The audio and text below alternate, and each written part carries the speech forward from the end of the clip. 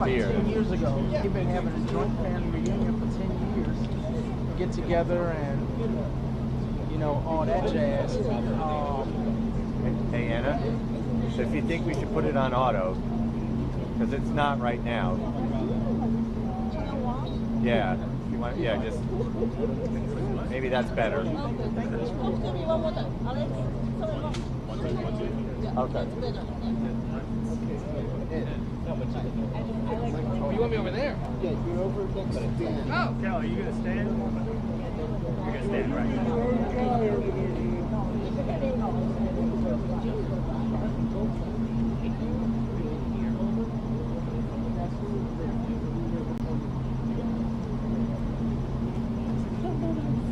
He wasn't really beefing. He said, I didn't move it, whatever. And then the other dude, like, we've been here for a long time. Said, yeah, that's what There's nobody here.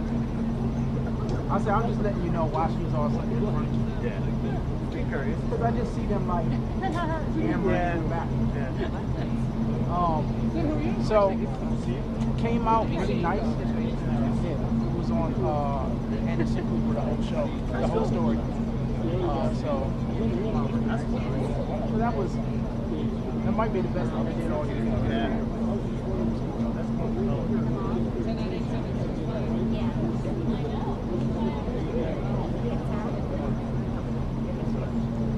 Thank you, Dan.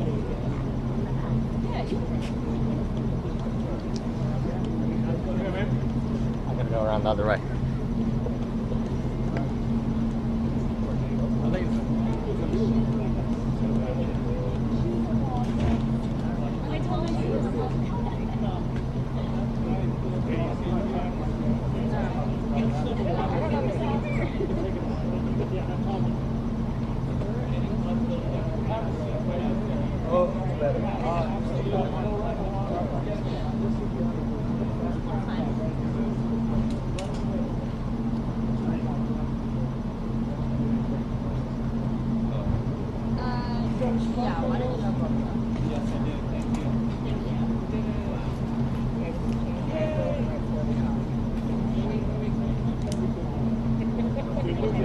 Definitely accepted.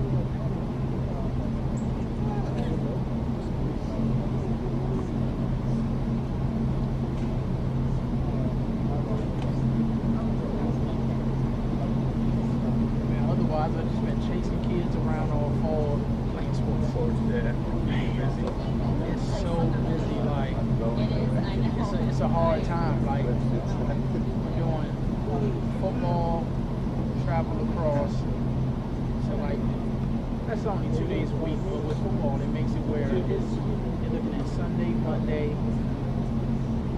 and Tuesday, Wednesday, Friday, Saturday. Now, a lot of times he doesn't go on Tuesdays because it seems like he gets a lot of tests on Wednesdays. So skip Tuesday. It's a lot. And my daughter has lacrosse on Sunday. And it's just, It's not you know, when you're not working. it's like, it's almost easier at work. Yeah, it is. It's more control. Yeah. Oh, I know. It's amazing. They keep you busy. Yeah.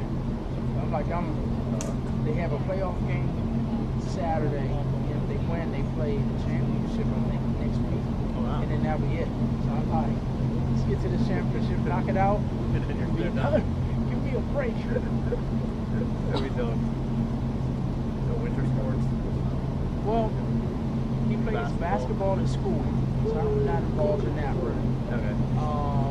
But we may do winter track. Okay. I wanted to really hit the weight room, you know, but he may end up doing winter track. I think that'd be a good opportunity. But he's fast. Yeah. This will make him faster. To make it faster, yeah. You know, be around some coaches that can, you know, coach him up and how to run. Yeah. I take it that his form is probably, with his speed, his form, and what I'm seeing, his form is pretty good, but it's sure definitely probably some room to grow. What position is he playing? He plays cornerback, wide receiver, and then lacrosse he plays long stick. Okay. So all those positions you need speed, Yeah, I was you gonna say, need you gotta be endurance. fast. Yeah, You're like in every play, up and down, up and down, up and down. yeah. Running fast. Yup. So yeah, that'll definitely help build a lot of the endurance. Oh yeah. Heading in quicker. Yeah. I mean, one of his favorite plays I like to see is somebody on the other team has the ball, like in lacrosse, and they think they're running. And he just gaining ground and rah, knock that ball right out their stick. That's great. Yeah. That's fun. Yeah. It's fun to watch.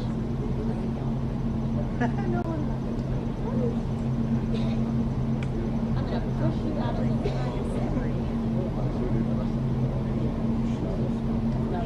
Yeah. I know you said I'm wearing one.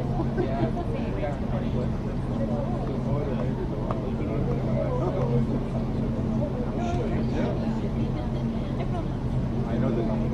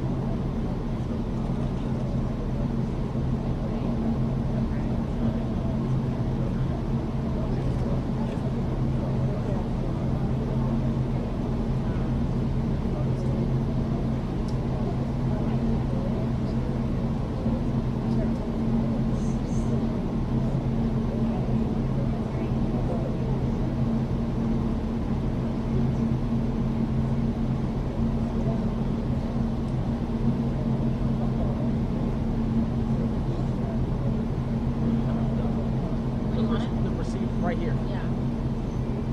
You want it? The pack, the belt pack right here. Right up? Yeah.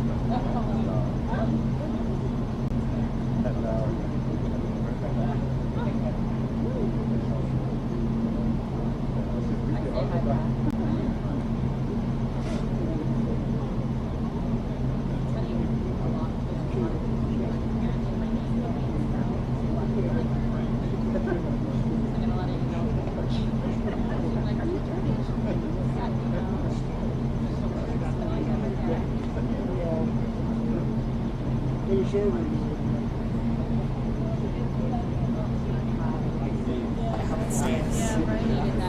needed that reprieve.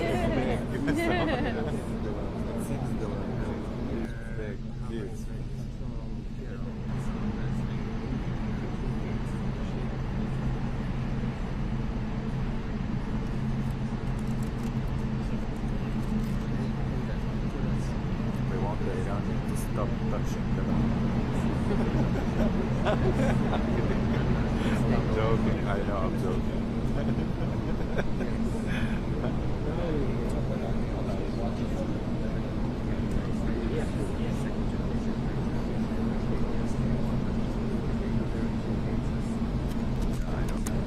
I know you know.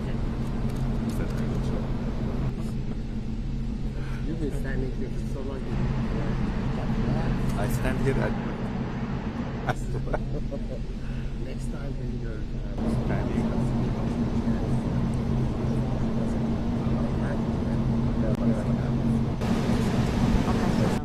no, no, you're not. Okay. You don't know it.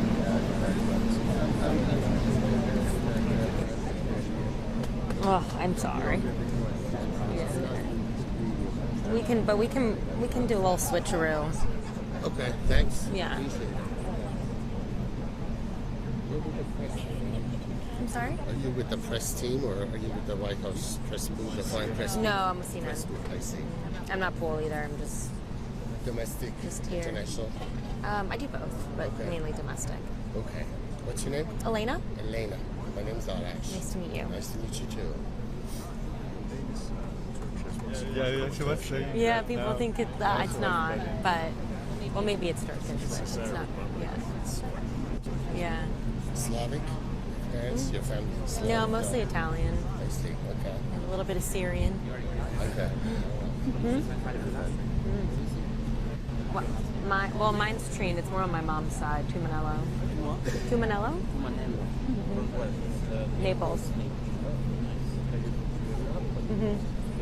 I do.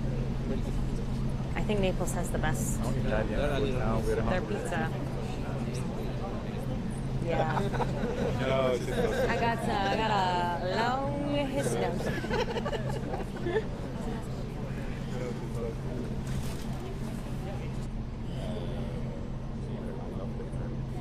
Me too. Oh, same. I'm actually getting married in Italy next summer. Yeah, except not in the south because it'd be too hot. What'd you say? Oh, no,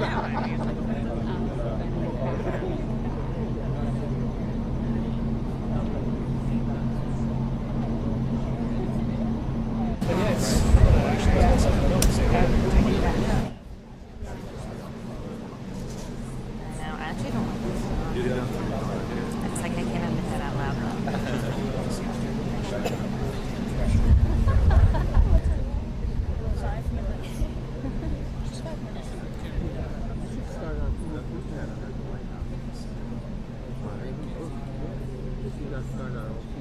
It's very easy to make I cook Lebanese every day. I can bring it.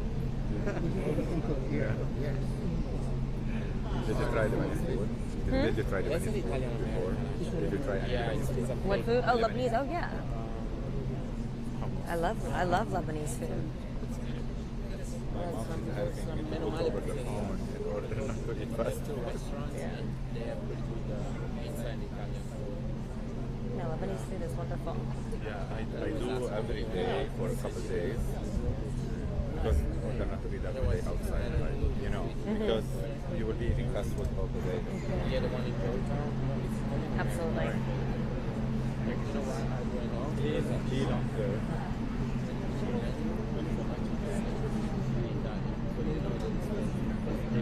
Let me spell the articles in front of the... You know, but I never ate that. I heard about it.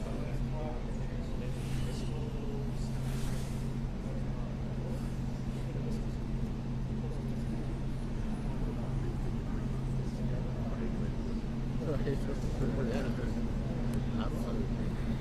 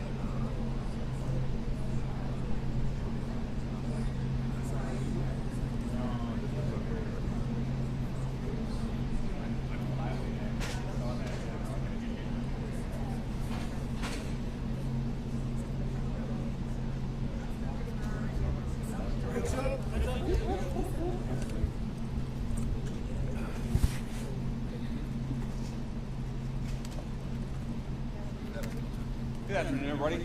How we doing? Good, good. Well, let's let these guys file out here. But you know what we know just that did they was have a been little round table with leaders enrolled in the aviation in a industry. taxpayer. We've got leaders of labor represented. We've got leaders of the businesses that are, of course, making the airline industry run. And I just wanted to hear from people about the stresses of the aviation industry in light of the fact of the shutdown. And here's what I found out. It actually worries me a great deal because I think that as much as delays have gotten worse over the last couple of weeks, everybody here is very worried that we're going to see more delays, more stresses on the people who are actually making the aviation system run, and more problems for both the consumers but also the great workers who actually make this incredible shining jewel of the American economy actually work and work on time and work safely. Here are the things that I worry about. I worry about the people who are scanning our bags and making us get through the security line. I worry they're not getting paychecks. They're starting to get worried about how to feed their families and how to pay school tuition and everything else. I worry about the pilots who haven't gotten paid in a long time. I worry about the air traffic controllers who, of course, make this entire system extra safe. I worry about them, more worried about their credit card bill than they should be because they're not getting a paycheck because Democrats refuse to open the government. Now, I understand that a lot of Americans are sick of partisanship in Washington, D.C. Trust me, I've been here for 9 months in this job. I am sick of partisanship in Washington, D.C., but this is very, very simple. Every partisan dispute, every policy disagreement, all of these things we can talk about, we can reason through, we can disagree, we can shake hands and compromise on some of those issues, hopefully, but this is something that every single American, Democrat or Republican or Independent, should be able to agree on. Open the government. Stop this craziness and open the government. It's causing way too many problems, and some of the folks behind me are the people who are dealing with the problems. Now, let's just recap exactly what's happened politically in this town related to the government shutdown. We have had now multiple votes to reopen the United States government. The House of Representatives has voted affirmatively to reopen the United States government.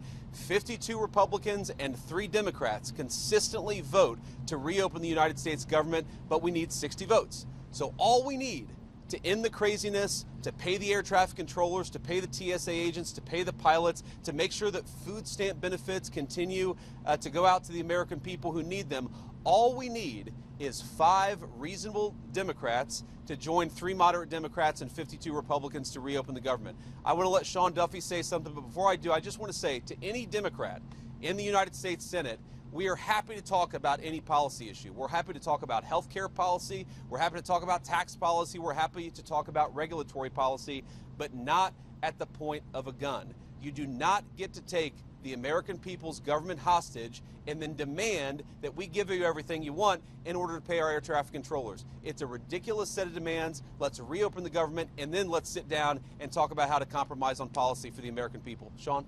I appreciate it, Mr. Vice President.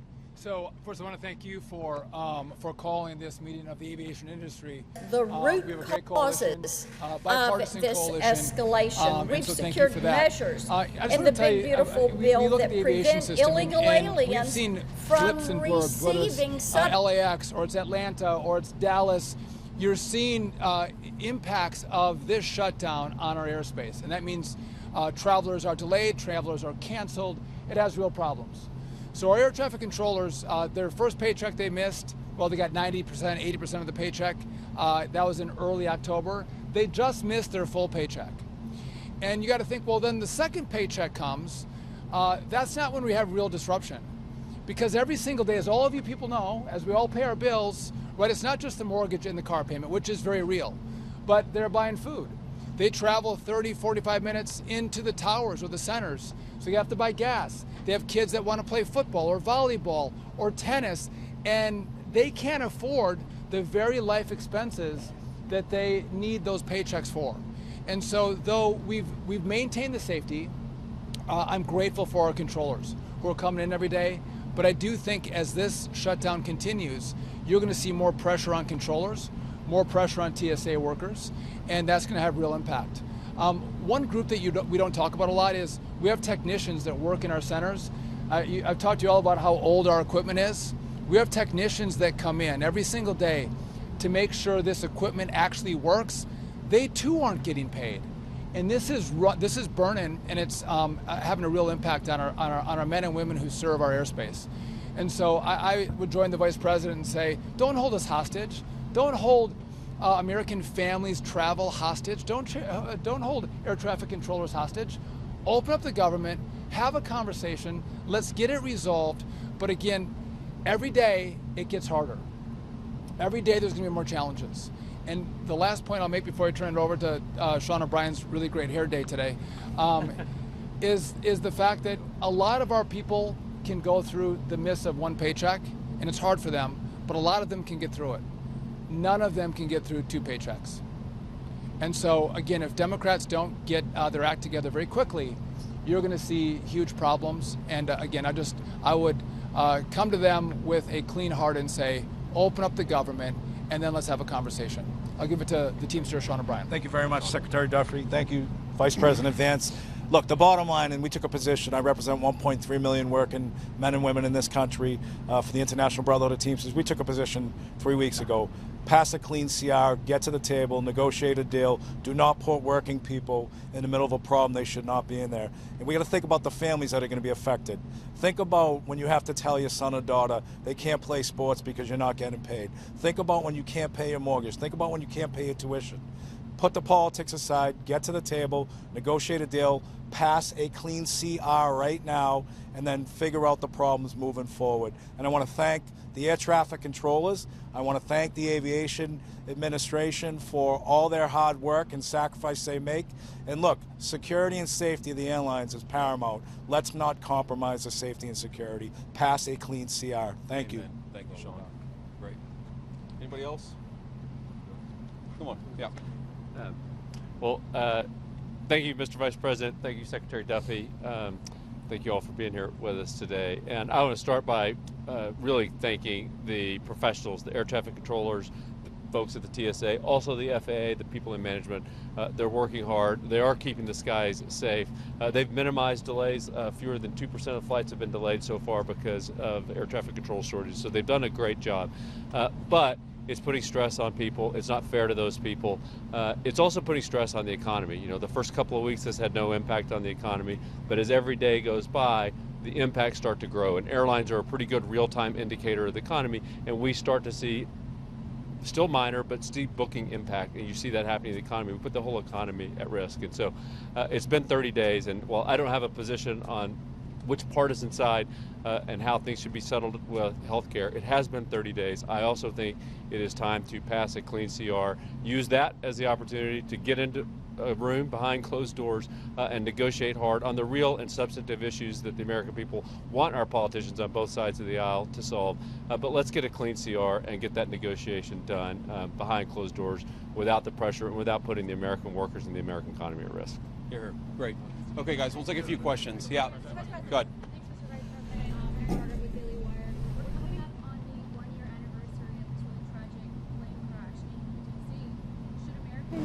afraid to fly while the shutdown continues?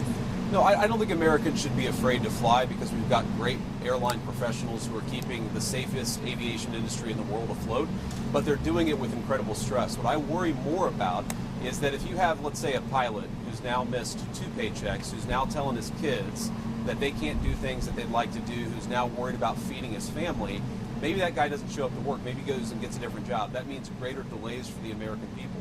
I worry about the air traffic controller who now has missed 2 paychecks, who's got to pay his credit card bill or his mortgage, but can't pay both, and decides, you know what, this industry is not for me. The Secretary of Transportation made a great point in private. I'm going to steal it right now because we got to get people into the air traffic control industry. We had a shortage of 2,000 people. How many of those people look to the future, see the congressional Democrats can't get their act together and say, you know what, we're not going to join air traffic controlling at all, which is going to further extend the delays. I think that we have a safe system because these guys are doing heroic things in the midst of this terrible shutdown, but why do we ask them to do so much without getting paid? Why don't we pay them so that they can be happy, they can do the best job they can do, and they're not worried about feeding their families while they're doing a very important job for all of us? Yeah. Could you let us know your understanding of the president's comments that he wants to resume nuclear testing after more than 30 years? Does he mean the warheads themselves, the distribution, the missiles, and so forth? What's your understanding of these? Well, look, I'll answer that very briefly, but I really do want to focus on the shutdown that is affecting the American people. I think the president's truth speaks for itself. We have a big arsenal, obviously. The Russians have a large nuclear arsenal. The Chinese have a large nuclear arsenal. Sometimes you've got to test it to make sure that it's functioning and working properly. We've been working very closely, even with nations that we don't have the best relations with, to try to limit nuclear proliferation. The president's going to keep on working on that, but it's an important part of American national security to make sure that this nuclear arsenal we have actually functions properly, and that's part of a testing regime. To be clear, we know that it does work properly, but you got to keep on top of it over time, and the president just wants to make sure that we do that. Yeah.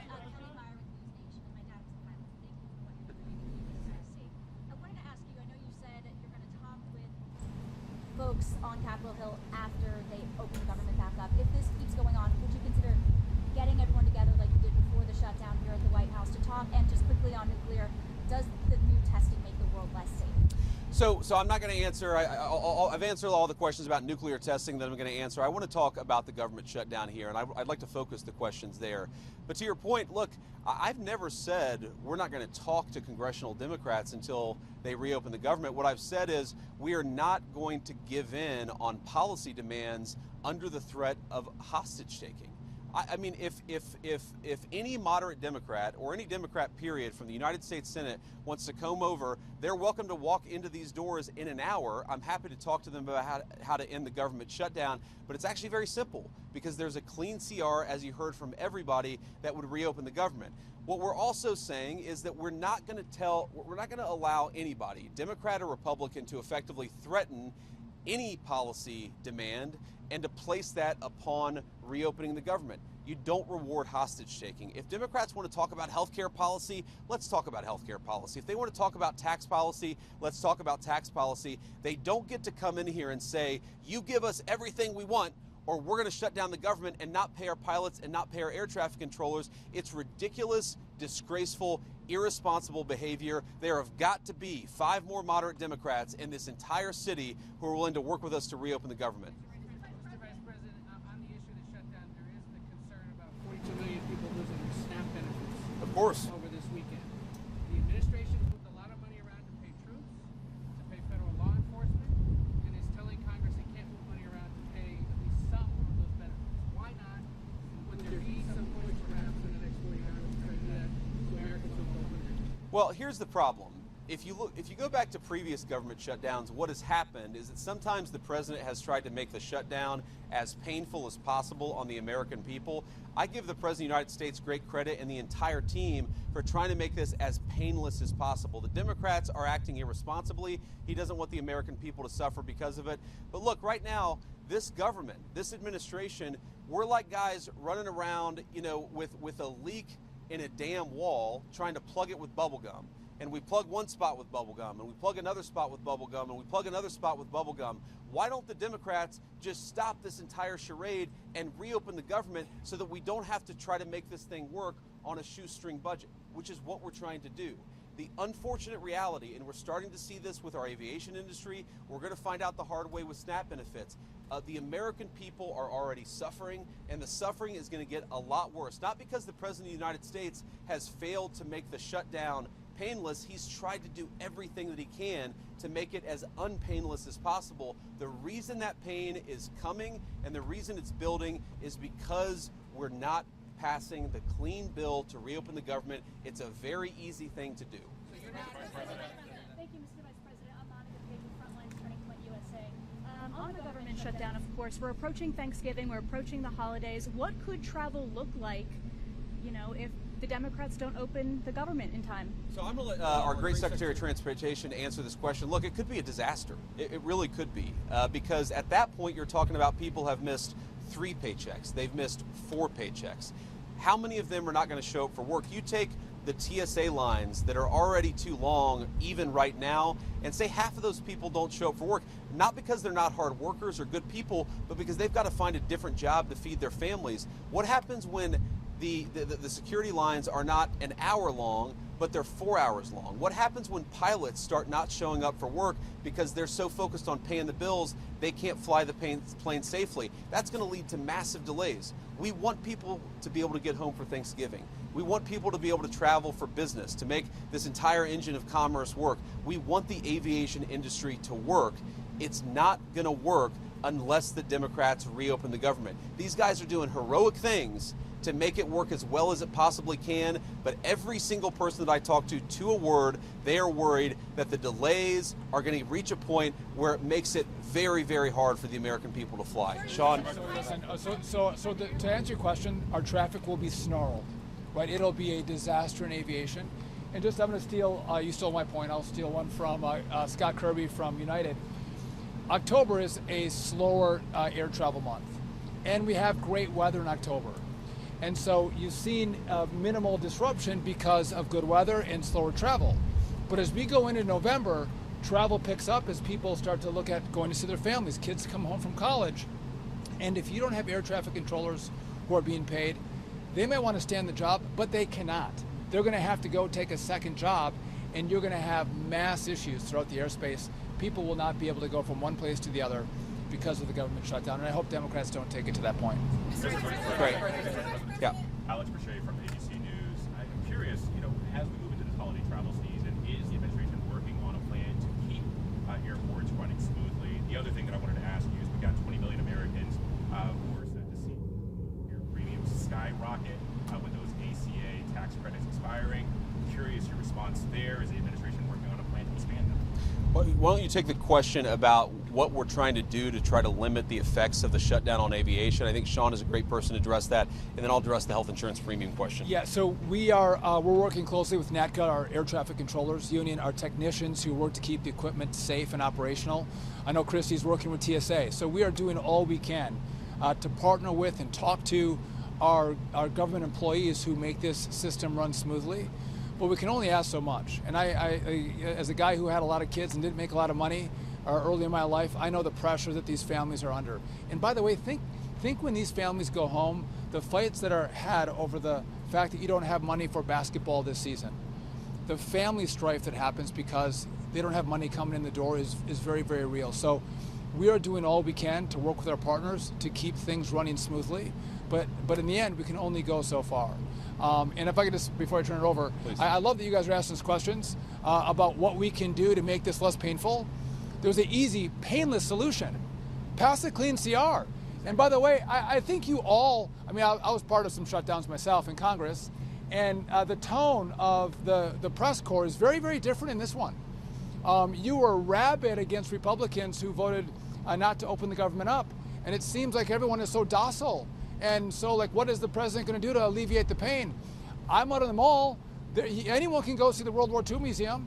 They can all go see the Vietnam Memorial.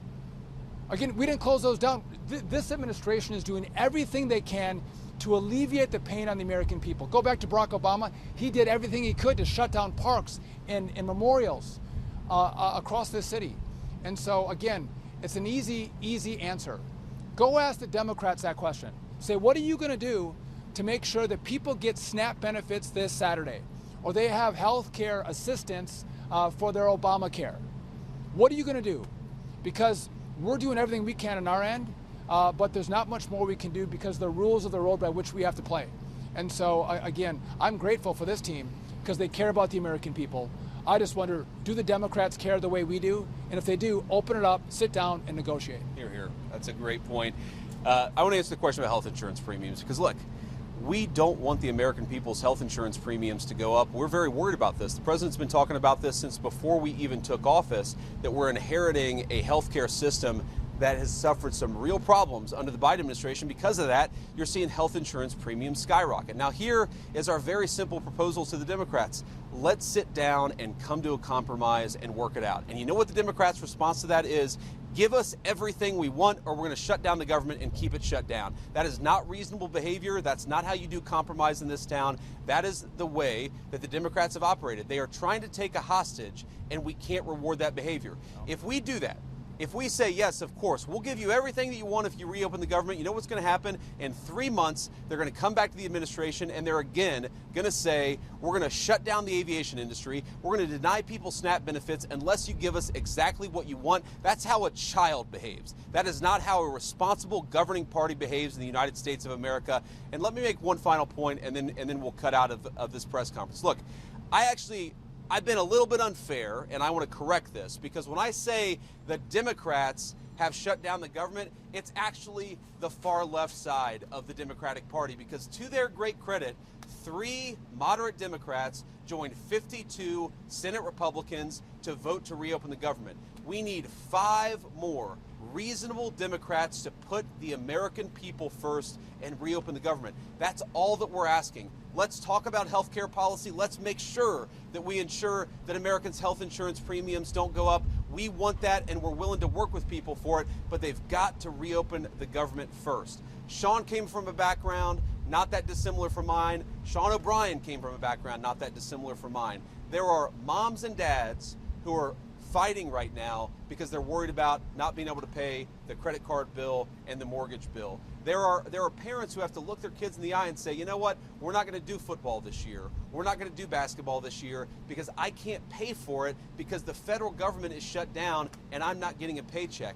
Do we want those people who keep the aviation system running to not be able to feed their families, to not be able to pay for some of the things that make life worth living? The answer to that question is absolutely. We want them to be able to afford a good life. The only way for that to happen is to reopen the government. It'll be good for those who fly. It'll be good for those who work in the aviation industry. It'll be good for the whole country. Just do the common sense thing, Democrats.